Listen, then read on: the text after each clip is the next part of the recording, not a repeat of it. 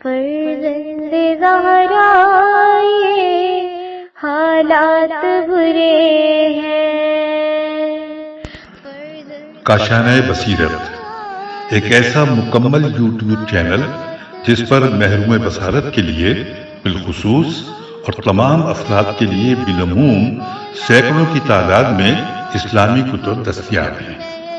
لہذا گزارش ہے کہ آپ اپنی ذمہ داری نبھاتے ہوئے کاشانہ بصیرت کو سبسکرائب کرنے کے ساتھ ساتھ بیل آئیکن کو پریس کیجئے تاکہ آپ علم کے حصول کے ساتھ ساتھ مذہب اہل بیت کی اشاعت میں بھی اہم کردار ادا کرتے رہیں. کاشانہ بصیرت. فرزند زہرا یہ حالات برے ہیں. بسم اللہ الرحمن الرحیم. السلام علیکم سامعین. کاشانہ بصیرت کا یوٹیوب چینل میں سیمی زوار اور ہم مل کر جس کتاب کو پڑھ رہے ہیں اس پلیٹ فارم سے، اس کا نام ہے معانی الاخبار جلد دوم، کہ جس کے مصنف ہیں شیخ صدوق علیہ رحمہ. ریڈنگ کا ہے یہ پارٹ نمبر 12 اور یہاں پر ہم کتاب کے صفحہ نمبر 325 سے ریڈنگ کا آغاز کرنے جا رہے ہیں. باب 317 عنوان ہے، تھوڑا بڑا عنوان ہے، آپ نے گھبرانا نہیں ہے، اس لیے کہ جتنے بھی اس میں الفاظ ہیں وہ نسبتاً مشکل ہیں اور ہمیں اس کے معنی جاننے ہیں. میں ہجے بھی کروں گی تو پھر ہم زیادہ بہتر سمجھ سکیں گے. سب سے پہلے ہے محاقلہ، میم ہے الف قاف لام ہے. پھر ہے مزابنہ، میم زے الف بے نون ہے. پھر ہے ارایا، عین رے الف یہ الف. اس کے بعد ہے مخابرہ، میم خے الف بے رے ہے. پھر ہے مخازرہ، میم خے الف زواد رے ہے. اس کے بعد ہے منابزہ، میم نون الف بے زال ہے. پھر ہے ملاسمہ، میم لام الف سین میم ہے. اور پھر بے الحسات، بے یہ عین الف لام ہے سواد الف گولتا. اور اس کے علاوہ دوسری منع شدہ چیزوں کے معانی. آئیے ہم جانتے ہیں. لکھا ہے مجھے خبر دی ابو حسین بن محمد ہارون زنجانی نے، اور انہوں نے کہا کہ ہم سے بیان کیا علی بن عبدالعزیز نے، اور انہوں نے ابو عبید قاسم بن سلام سے، ایسی سندوں سے کہ جو متصل کی گئی ہیں نبی صلی اللہ علیہ وآلہ وسلم تک متفرق روایتوں میں، کہ آپ صلی اللہ علیہ وآلہ وسلم نے محاقلہ اور مزابنہ سے منع فرمایا. پس محاقلہ کھیت کو گندم کے بدلے بیچنا جبکہ وہ اپنے خوشے میں ہو. اور اس کے بعد لکھا ہے کہ اور یہ حقل سے لیا گیا ہے قاف لام حقل سے لیا گیا ہے. حقل وہی ہے کہ جسے اہل عراق قراہ قاف رے الف ہے قراہ کہتے ہیں، اور ضرب المثل میں کہا جاتا ہے کہ ساگ کو کھیت ہی اگاتا ہے. پھر لکھا ہے مزابنہ، میم زے الف بے نون ہے. لکھا ہے کھجور کا کھجور کے بدلے بیچنا جبکہ وہ درختوں پر ہو. اور نبی صلی اللہ علیہ وآلہ وسلم نے ارایا، عین رے الف یہ الف ارایا میں اجازت دی ہے. اس کا مفرد اریا، عین رے یہ ہے. یہ وہ کھجور کا درخت ہے کہ جسے اس کا مالک کسی محتاج آدمی کو ایسے ہی دے دے. اور آرا الف عین رے الف حمزہ وہ کھجور کا درخت ہے کہ جس کے ایک سال کے پھل کو کسی محتاج کے لیے قرار دیا جائے. اور کہا ہے کہ کھجور کے درخت کے مالک کو اجازت دے دی گئی ہے کہ اس کھجور کے درخت سے ضرورت کے موقع پر خرید و فروخت کر سکتا ہے. انہوں نے کہا کہ نبی صلی اللہ علیہ وآلہ وسلم جب بھی کسی تخمینے لگانے والے کو بھیجتے تو فرماتے کہ تخمینے میں نرمی کرو، کیونکہ مال میں اریا، عین رے یہ ہے اریا، اور وسیع واو سواد یہ ہے. بریکٹ پہ لکھا ہے کہ ایسا درخت خرما کہ جس کی شاخ سے گھٹا باندھتے ہیں، گاف ہے ٹے الف، گاف دو چشمی ہے ٹے الف، باندھتے ہیں. یہاں پہ بریکٹ کلوز ہوا. تو پھر اس جملے کو دوبارہ پڑھتے ہیں کہ تخمینے میں نرمی کرو کیونکہ مال میں اریا اور وسیع ایسا درخت خرما جس کی شاخ سے گھٹا باندھتے ہیں ہوتے ہیں. اگلے پیراگراف میں لکھا ہے راوی کہتا ہے کہ نبی صلی اللہ علیہ وآلہ وسلم نے مخابرے سے منع فرمایا. مخابرہ، میم خے الف بے رے ہے. یہ وہ مزارع ہے، میم زے الف رے عین ہے، مزارع ہے کہ جو نصف، ایک تہائی، ایک چوتھائی اور اس سے کم اور زیادہ کے بدلے میں ہوتا ہے، اور جو تجربہ اور مشاہدے سے سنی ہوئی خبر کی تصدیق کی کے معنی بھی دیتا ہے۔ ابو عبید کہا کرتے تھے کہ اسی لیے کسان کو خبیر کہتے ہیں کہ وہ زمین کے بارے میں خبر دیتا ہے۔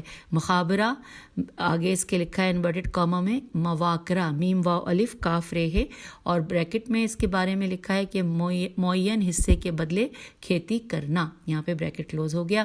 پھر لکھا ہے کہ خبرت خیبر گولتا، کسی چیز کا جاننا، اور خبیر جاننے والے آدمی کو کہتے ہیں۔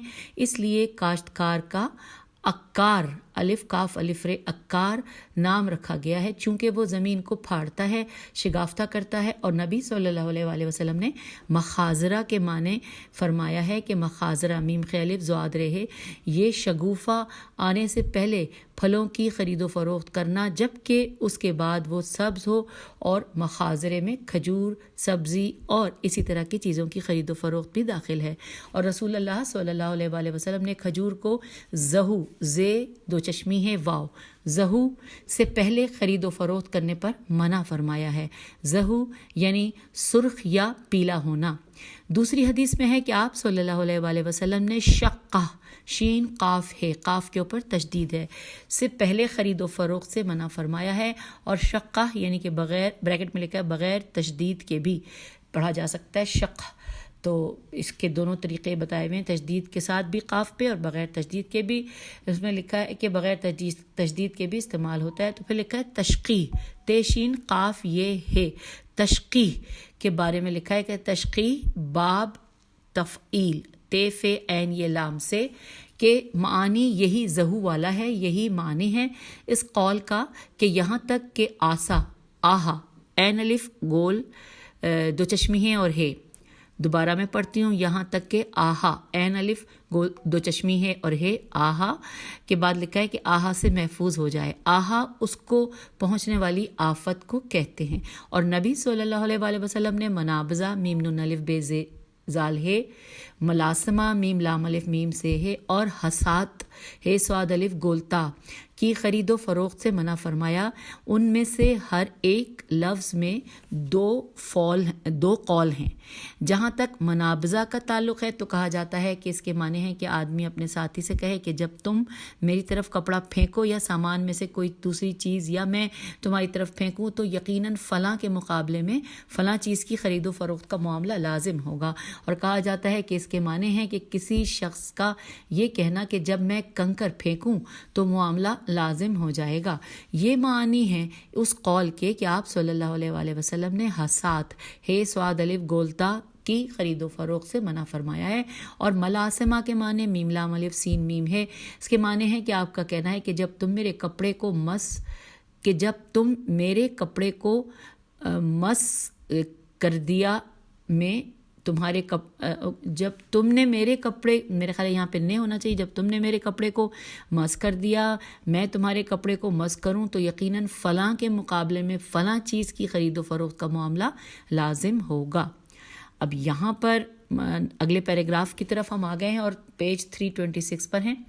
لکھا ہے کہ اور کہا جاتا ہے بلکہ اس سے مراد سامان کو کپڑے کے پیچھے سے چھونا اور اس کی طرف نگاہ نہ کرنا اور اسی انداز سے خرید و فروخت کرنا، اس قسم کے خرید و فروخت کے طریقوں سے زمانہ جاہلیت کے لوگ خرید و فروخت کیا کرتے تھے۔ تو نبی صلی اللہ علیہ وآلہ وسلم نے ان سے منع فرمایا چونکہ یہ سب باعث دھوکہ ہیں۔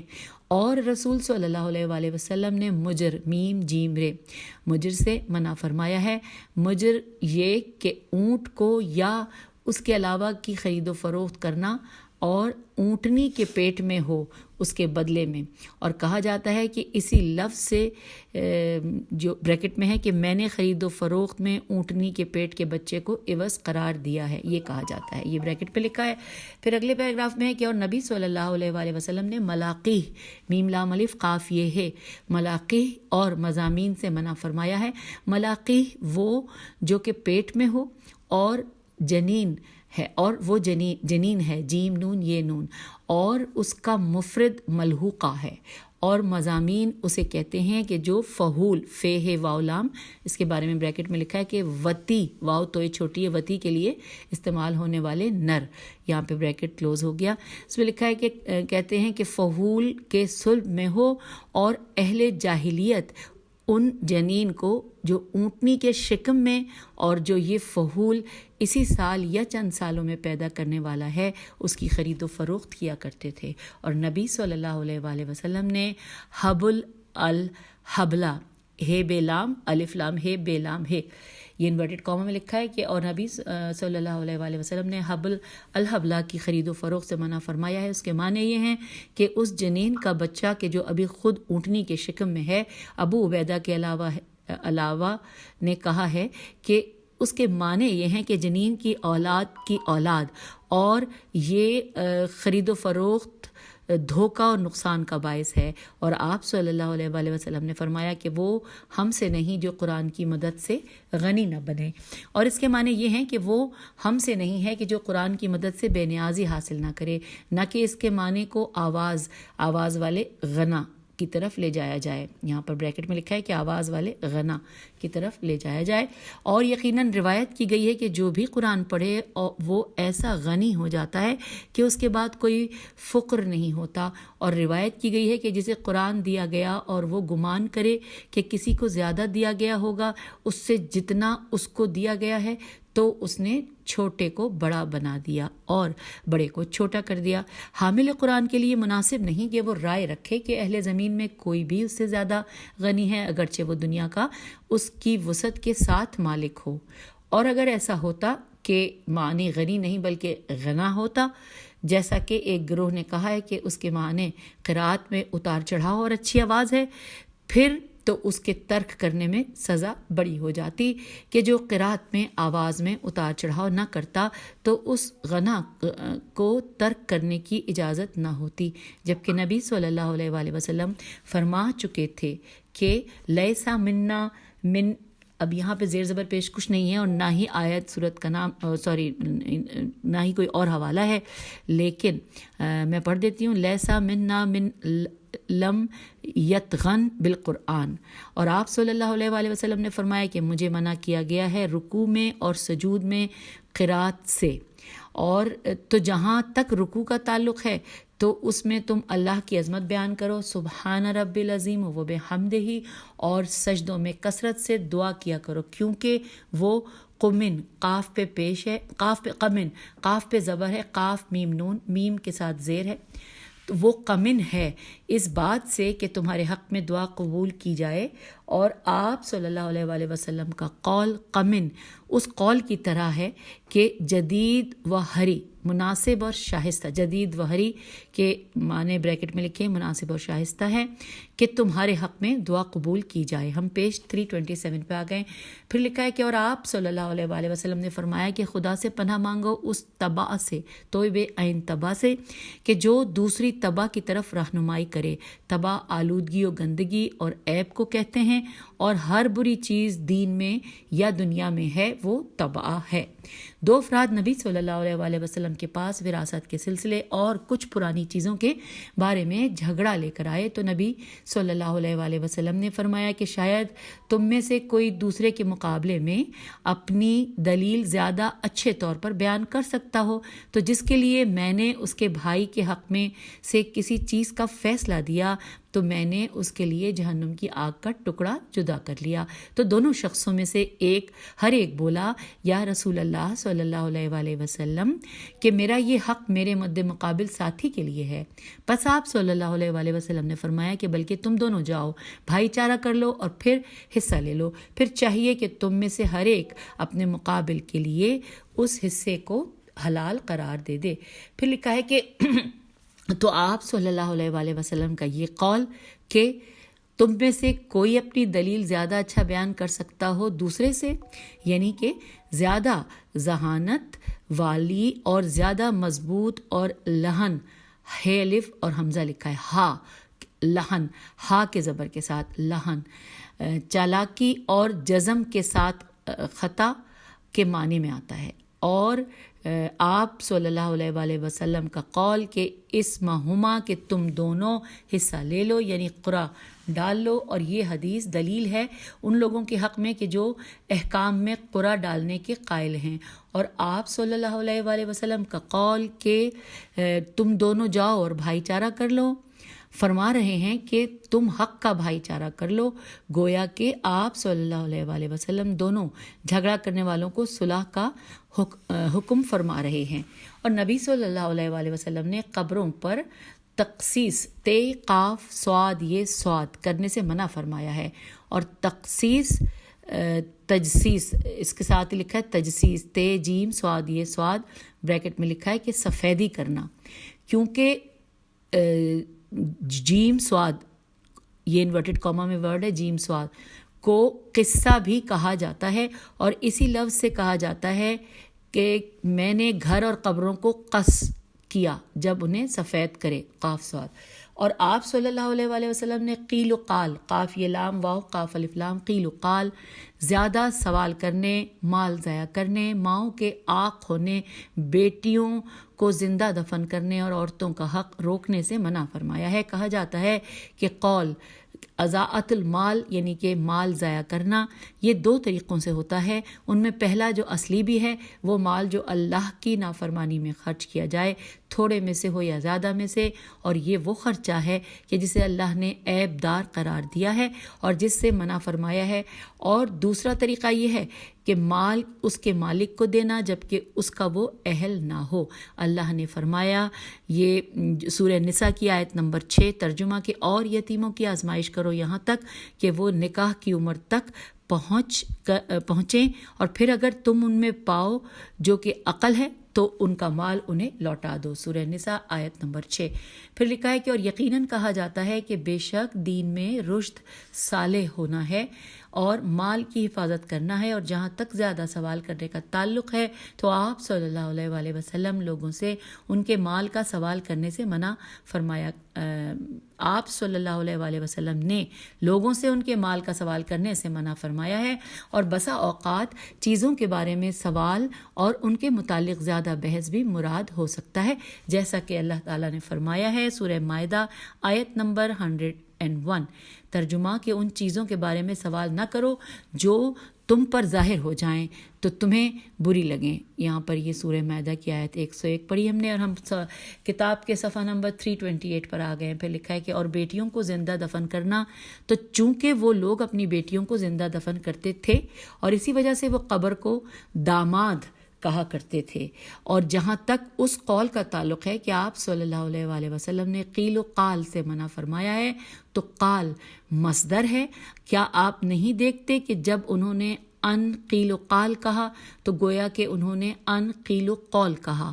اسی بنیاد پر کہا جاتا ہے کہ قلت قولاً وقیلاً وقالاً. اور عبداللہ ایک قاری کا نام ہے، ان کے کلام میں ہے کہ اس نے یوں پڑھا ذالک عیسی ابن مریم قول الحق.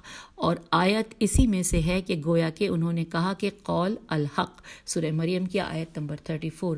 اگلے پیراگراف میں لکھا ہے کہ اور اہل و مال میں تبقر تے بے قاف رے انورٹڈ کاما میں لکھا ہے کہ اور اہل و مال میں تبقر سے منع فرمایا ہے. امی نے کہا ہے کہ تبقر کا اصلی معنی وسعت و کشادگی اور ظاہر کرنے کے ہیں، اور اس میں سے بقرت بطنہ بے قاف ریتے بے توئے نون ہے. اس وقت کہا جاتا ہے کہ جب آپ نے اس کا پیٹ چیر دیا ہو اور آپ نے اسے ظاہر کر دیا ہو. اور ابو جعفر علیہ السلام کو باقر کہا گیا کیونکہ آپ علیہ السلام نے علم کو شگافتہ کیا اور اسے ظاہر کیا. پھر لکھا ہے اگلے پیراگراف میں کہ اور آپ صلی اللہ علیہ وآلہ وسلم نے منع فرمایا ہے کہ آدمی نماز میں اس طرح سر کو جھکائے کہ جس طرح گدھا سر کو جھکاتا ہے. اور اس کے معنی ہیں کہ آدمی اپنے سر کو رکوع میں جھکائے یہاں تک کہ وہ اپنی پشت سے زیادہ نیچے ہو جائے، اور کہ جب آپ صلی اللہ علیہ وآلہ وسلم رکوع فرماتے تو سر مبارک نیچے نہیں کرتے تھے اور بلند بھی نہیں فرماتے تھے. اس کے معنی یہ ہیں کہ آپ صلی اللہ علیہ وآلہ وسلم اسے اتنا بلند نہیں فرماتے کہ آپ صلی اللہ علیہ وآلہ وسلم کے جسد مبارک سے اوپر ہو جائے، بلکہ اس کے درمیان ہوتا ہے. اور اقنا الف قاف نون الف عین اس کے معنی ہیں کہ سر کو بلند کرنا اور کھینچنا.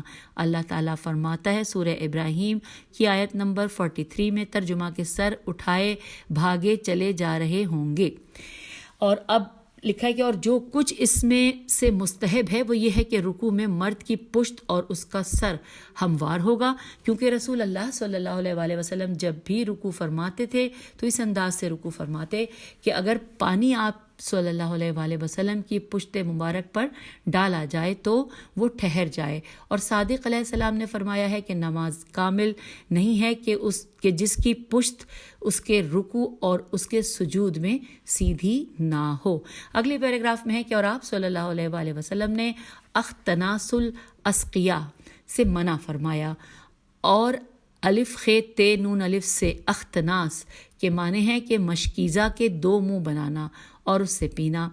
اختناس کی اصل تکسر تے کاف سین رے، یا یہ تکسر ہے یا کیونکہ کچھ مٹا ہوا ہے اس میں نقطے جو ہیں، اور اس کے آگے اس کے معنی لکھے ہیں کہ ٹوٹنا، تو لکھا ہے کہ اختنات کی اصل تکسر ہے، ٹوٹنا ہے، اور اسی وجہ سے مرد جو کہ عورت سے شباہت رکھے اسے مخنث کہتے ہیں کہ اس کے ٹوٹنے اور دو منہ والے بننے کی وجہ سے، اور اسی لیے عورت کو کہ جو مرد سے شباہت رکھے خنسا کہتے ہیں۔ پھر اب لکھا ہے کہ اختناس الاسقیاء کے بارے میں منع کی حدیث کی دو طریقوں سے تفسیر کی گئی ہے۔ منع کا ورڈ کیجئے میم نون عین، منع کی حدیث کی دو طریقوں سے تفسیر کی گئی ہے۔ ان میں سے پہلی وجہ خوف ہوتا ہے کہ شاید اس مشکیزے میں جانور ہو، اور اس بات پر حدیث کے معنی دائرہ ہوتے ہوں کہ آپ صلی اللہ علیہ وآلہ وسلم نے مشکیزے کے منہ سے پینے سے منع فرمایا ہے، اور آپ صلی اللہ علیہ وآلہ وسلم نے منع فرمایا ہے رات میں جداد سے، یعنی نخل کے جداد سے، نون خ لام کے جداد سے، اور جداد یعنی چننا، اور آپ صلی اللہ علیہ وآلہ وسلم کے جانب سے یہ منع فرمانے کی وجہ یہ ہے کہ اس وقت مسکین موجود نہیں ہوتے ہیں۔ بعض لوگ اس لیے کہ مسکین کو کچھ دینا نہ پڑے رات کی تاریکی میں کھجور چنتے تھے۔ ہم آگئے ہیں پیج 329 پر۔ اب لکھا ہے کہ اور آپ صلی اللہ علیہ وآلہ وسلم نے فرمایا کہ میراث میں تعزیہ نہیں ہے، تے عین زواد یہ ہے۔ اس کے معنی ہے کہ کوئی شخص مر جائے اور کوئی چیز اس طرح سے چھوڑے کہ اسے اس کے وارثوں میں تقسیم کیا جائے۔ جب ان میں سے بعض تقسیم کرنا چاہتے ہوں تو اس میں ان سب کا یا ان میں سے بعض کا نقصان ہوتا ہو۔ مثلا ایک مکان کو 10 وارثوں کے درمیان چھوڑا جائے تو اگر اس مکان کے 10 ٹکڑے کر دیے جائیں تو یقیناً کچھ کو نقصان ہوگا، تو فرما رہے ہیں کہ اسے تقسیم نہیں کیا جائے گا، اور یہ تعزیہ ہے، اور اسی کے معنی متفرق کرنا ہے، اور اس کو اعضاء سے لیا گیا ہے، الف عین زاد الف حمزہ سے لیا گیا ہے۔ کہا جاتا ہے کہ اذیت اللحم، جب گوشت کو جدا جدا کیا جائے۔ اللہ کا فرمان ہے سورہ حجر آیت نمبر 91 ترجمہ کہ جن لوگوں نے قرآن کو ٹکڑے کر دیا، یعنی اس کے بعض پر ایمان لائے اور اس کے بعض میں کفر و انکار کیا، یہ بھی تعزیہ میں سے ہے کہ انہوں نے قرآن میں تفریق ڈال دی ہے، اور وہ چیز جو قابل تقسیم نہیں ہے جیسے جوہر میں سے دانہ، کیونکہ اسے اگر تقسیم کیا جائے تو اس سے فائدہ حاصل نہیں ہوگا، اور اسی طرح کبوتر جب تقسیم کیا جائے، اور اسی طرح کپڑوں میں سے ابا اور وہ چیزیں کہ جو ان سے مشابہ ہیں، اور یہ دوسرے احکام میں زیادہ فائدہ مند ہے کہ جس کے سلسلے میں دوسری حدیث موجود ہے۔ ترجمہ حدیث کا کہ اسلام میں ضرر پہنچانا اور ضرر قبول کرنا نہیں ہے۔ یہ حدیث مکمل ہوئی۔ پس اگر بعض وارث اس کی تقسیم کرنا چاہیں تو اسے قبول نہیں کیا جائے گا بلکہ اسے بیچا جائے گا اور پھر اس کی قیمت ان میں تقسیم کی جائے گی۔ اگلے پیراگراف میں لکھا ہے کہ اور آپ صلی اللہ علیہ وآلہ وسلم نے 2 قسم کے کپڑوں سے منع فرمایا ہے۔ بریکٹ میں پہلا لکھا ہے اشتمال السماء، الف شین تے میم الف لام سواد میم الف حمزہ، سواد اور میم پر تشدید محسوس ہو رہی ہے یا زبر ہے، اور لکھا ہے کہ اور یہ کہ آدمی ایسا کپڑا لپیٹے کہ اس کی شرمگاہ اور آسمان کے درمیان کوئی چیز نہ ہو۔ پھر لکھا ہے اس امی کہتا ہے، نام ہے یہ الف سواد عین میم چھوٹی، اس امی کہتا ہے اشتمال السماء، یہ انورٹڈ کوما میں لکھا ہے، یہ پہلے بھی ابھی ہم نے پڑھا تھا۔ اشعمی کہتا ہے کہ اس کے معنی عرب کے نزدیک مرد کا ایسے کپڑے پر مشتمل ہونا کہ جو اس کے پورے جسد کو ڈھانپ لے اور اس کی کوئی جانب اتنی بلند نہ ہو کہ اپنا ہاتھ اس میں سے نکال سکے۔ فقہا کے نزدیک اس کے معنی ہیں کہ آدمی کا اپنے آپ کو ایک کپڑے میں پورا لپیٹنا جبکہ اس پر اس کے علاوہ کچھ نہ ہو، پھر اس کو ایک طرف سے اٹھائے اور اسے کاندھے پر رکھے کہ جس سے اس کی شرمگاہ ظاہر ہو جائے۔ اور امام صادق صلوات اللہ علیہ نے فرمایا کہ التحاف السماع، الف لام تے الف فے الف لام صاد میم الف حمزہ، التحاف السماع یہ ہے کہ مرد اپنی ردا کو بغل کے نیچے داخل کرے اور پھر اس کے دونوں سروں کو کاندھے پر رکھے، اور یہی صحیح تعویل ہے، یہی صحیح تعویل ہے، نہ کہ جو اس کے خلاف ہیں۔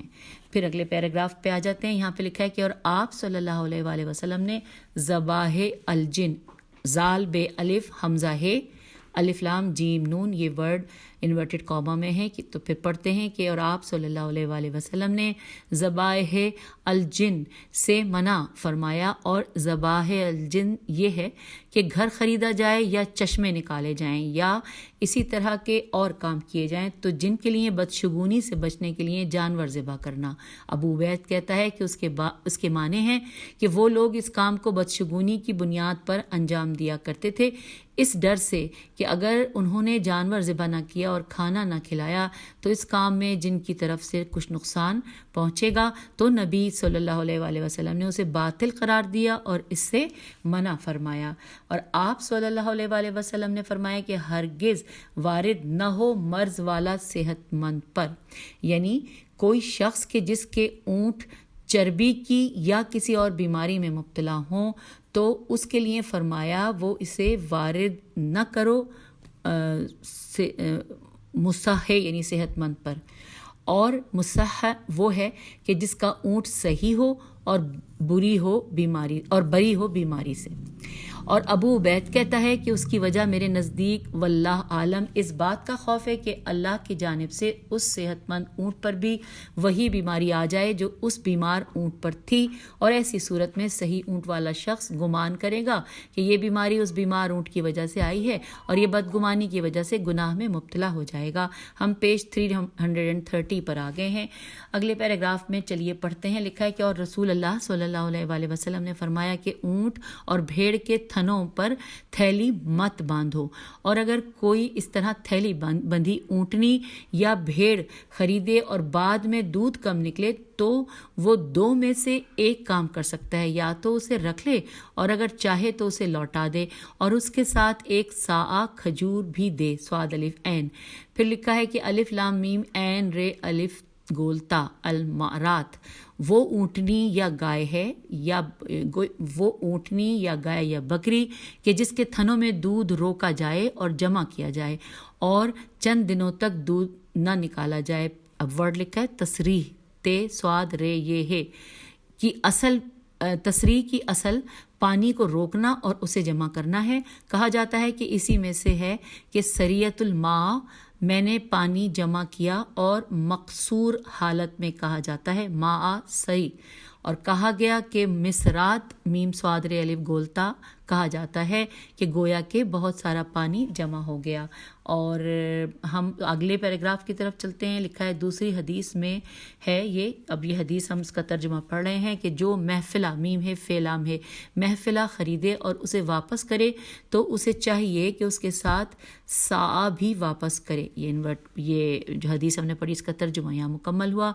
لکھا ہے کہ اب اس کے بارے میں لکھا ہے کہ اور اسے محفلہ فقط اس وجہ سے کہا گیا چونکہ دودھ تھنوں میں زیادہ ہو گیا ہے اور جمع ہو گیا ہے، اور ہر چیز کے جس کی کثرت ہو جائے تو اسے حفل کہا جاتا ہے، ہے فے لام، اور اسی میں سے کہا جاتا ہے کہ قد احفل القوم، جب وہ مجتمع ہوں اور کثیر ہوں، اور اسی لیے کہا جاتا ہے کہ قوم کی محفل اور محفل کی جمع محافل۔ پھر لکھا ہے کہ اور آپ صلی اللہ علیہ وآلہ وسلم کا قول کہ اب ہم اس کو خیلام الف بے ہے، پہلے میں اس کی ہجے کر دیتی ہوں خلابہ، اور اس کے بارے میں بریکٹ میں لکھا ہے جائز، تو پھر پڑھتے ہیں کہ خلابہ یعنی جائز نہیں، یعنی دھوکہ و فریب. کہا جاتا ہے کہ خلبتہ یعنی ماضی، اخلبہ مضارع، خلابتہ مصدر، کہ جب دھوکہ کے معنی لینا ہو تو جب دھوکہ کے معنی لینا ہو. عمر رضی اللہ رسول اللہ صلی اللہ علیہ وآلہ وسلم کی خدمت میں حاضر ہوئے اور عرض کیا کہ ہم یہود سے ایسی باتیں سنتے ہیں کہ جو ہمیں تعجب میں ڈالتی ہیں. آپ صلی اللہ علیہ وآلہ وسلم کیا رائے دیتے ہیں کہ ہم ان میں سے بعض کو لکھیں؟ تو آپ صلی اللہ علیہ وآلہ وسلم نے فرمایا کہ کیا تم ایسے حیران ہو جیسے یہود و نصارہ حیران ہوئے؟ میں تمہارے لیے بیضاء نقیہ لے کر آیا ہوں. بے یہ زواد الف حمزہ نون قاف یہ ہے، یہ کے اوپر تشدید ہے. بیضاء نقیہ لے کر آیا ہوں. اگر موسیٰ زندہ ہوتے تو انہیں کچھ چارہ نہ ہوتا سوائے میری اتباع کے. آپ صلی اللہ علیہ وآلہ وسلم کا قول کہ متحوکون، میم تے ہے واو کاف واو نون، متحوکون یعنی حیران ہونے والے ہو. فرما رہے ہیں کیا تم اسلام کے سلسلے میں حیران و سرگرداں ہو کہ اپنے دین کو نہیں پہچان سکتے جب تک کہ اسے یہود و نصارہ سے نہ لے لو؟ اس کے معنی یہ ہیں کہ آپ صلی اللہ علیہ وآلہ وسلم اہل کتاب سے علم لینے کو ناپسند فرماتے تھے، اور آپ صلی اللہ علیہ وآلہ وسلم کا قول کہ میں تمہارے لیے بیضاء نقیہ لے کر آیا ہوں، تو اس سے مراد ملت حنفیہ و ملت ابراہیمی ہے کہ اسی وجہ سے مؤنث کا صیغہ آیا ہے، جیسے اللہ کا قول سورہ بینہ کی آیت نمبر 5 میں ہے کہ وذالک دین القیمہ، دین الف لام قاف یہ میم تا، اور اس سے مراد بھی فقط ملت حنفیہ و ملت ابراہیمی ہے.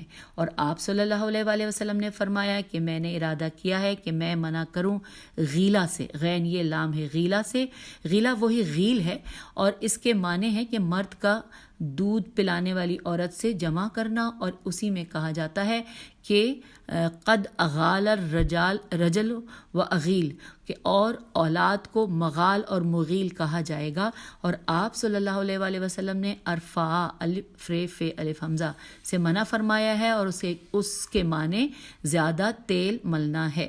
اور آپ صلی اللہ علیہ وآلہ وسلم نے فرمایا، بریکٹ میں ہم اس کا ترجمہ پڑھ رہے ہیں کہ بچو سعادات سے، عین دال الف تے، سعادات پر بیٹھنے سے مگر وہ جو اس کا حق ادا کرے. اب پھر لکھا ہے کہ سعادات راستوں کو کہتے ہیں، اور اسے لیا گیا ہے سعید سے، سواد عین یہ دال سے، اور سعید کے معنی تراب ہیں.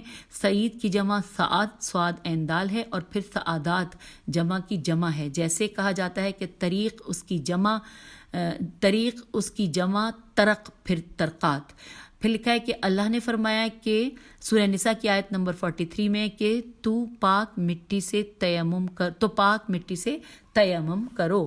سورہ نساء آیت نمبر 43 لکھا ہے پس تیمم کے معنی ہیں کہ کسی شے کا قصد کرنا، اور اسی سے کہا جاتا ہے کہ یہ سب میں عمدن کرنے اور قصد کرنے کے معنی ہیں. اور صادق علیہ السلام سے مروی روایت میں کہا گیا ہے کہ آپ علیہ السلام نے فرمایا کہ سعید بلند جگہ کو کہتے ہیں، اور طیب وہ جگہ کہ جہاں سے پانی نیچے ڈھلتا ہے. نیکسٹ پیراگراف میں ہے کہ اور آپ صلی اللہ علیہ وآلہ وسلم نے فرمایا کہ نماز اور سلام میں غرار نہیں ہے. غین کے نیچے زیر ہے، غین رے الف رے، غرار نہیں ہے. غرار کے معنی کمی کرنا ہے. نماز میں تو اس کے رکوع اور سجود کے تمام کرنے کو ترک کرنا ہے. ایک رکعت میں دوسری رکعت میں ٹھہرنے کے مقابلے میں کم ٹھہرنا. اور اسی سے قول امام جعفر صادق علیہ السلام ہے انورٹڈ کاما میں کہ نماز میزان ہے، جو پورا حق ادا کرے گا تو پورا حق لے لے گی انورٹڈ کاما کلوز. اور اسی سے تعلق رکھنے والا نبی صلی اللہ علیہ وآلہ وسلم کا قول انورٹڈ کاما کہ نماز پیمانہ ہے، تو جو بھی وفا کرے گا اسی کے حق میں وفا کی جائے گی انورٹڈ کاما کلوز. پھر لکھا ہے تو یہ نماز میں غرار کے معنی ہیں. اور سلام میں غرار تو کسی شخص نے کہا کہ السلام علیک، تو اس کا جواب دیتے ہوئے کہے کہ وعلیک، اور وعلیکم السلام نہ کہے. اور جواب میں حد سے تجاوز کرنا مکروہ ہے، جس طرح کہ کمی کرنا مکروہ ہے. وہ یوں کہ امام جعفر صادق علیہ السلام نے ایک شخص کو سلام کیا، اس نے کہا وعلیکم السلام ورحمۃ اللہ وبرکاتہ ومغفرتہ ورضوانہ، تو آپ علیہ السلام نے فرمایا کہ ہم سے تجاوز نہ کرو فرشتوں کے اس قول سے کہ جو ہمارے پدر بزرگوار کردار ابراہیم علیہ السلام کے حق میں تھا کہ یہ سورہ ہود کی آیت نمبر 73 یہاں پر ہے کہ رحمت اللہ و برکاتہ علیکم اہل البیت انہ حمید مجید. اب اس کے بعد اگلے پیراگراف میں ہے کہ آپ صلی اللہ علیہ وآلہ وسلم نے فرمایا آپس میں نجش اور دبر نہ کرو، نون جیم شین اور دال بیرے دبر نہ کرو. اور اس کے معنی یہ ہیں کہ ایک شخص دوسرے شخص کے اوپر سامان کی قیمت کو بڑھائے جبکہ وہ خریدنا نہ چاہتا ہو تاکہ دوسرا سنے تو وہ بھی اس کے بڑھانے کی وجہ سے قیمت بڑھائے. اور ناجش نون الف جیم شین ناجش خیانت کرنے والے کو کہتے ہیں. اور تدابر تے دال الف بیرے تو یہ رابطہ منقطع کرنا اور دوری اختیار کرنے کے معنی میں ہے. اسی لیے کہا گیا ہے کہ کوئی شخص اپنے ساتھی کی طرف پشت کرے اور اپنا چہرہ اس سے پھیر لے تو اس کے لیے تدابر کا لفظ استعمال ہوتا ہے. اور اب یہ آخری چند لائنیں کہ ایک اور شخص نے نبی صلی اللہ علیہ وآلہ وسلم کے پاس اونٹنی کا دودھ دھویا تو نبی صلی اللہ علیہ وآلہ وسلم نے اس سے فرمایا کہ تھوڑا سا دودھ تھنوں میں رہنے دو تو یہ دودھ آور ہوگی. فرمایا کہ تھنوں میں کچھ دودھ رہنے دو، سب نہ دھو لو، تو جسے تم بچاؤ گے تو وہ اپنے سے اوپر والے دودھ کو نیچے لائے گا. اور جب تھنوں میں سے آخری حد تک دودھ نکال لیا تو اس کے بعد دودھ دیر سے آئے گا.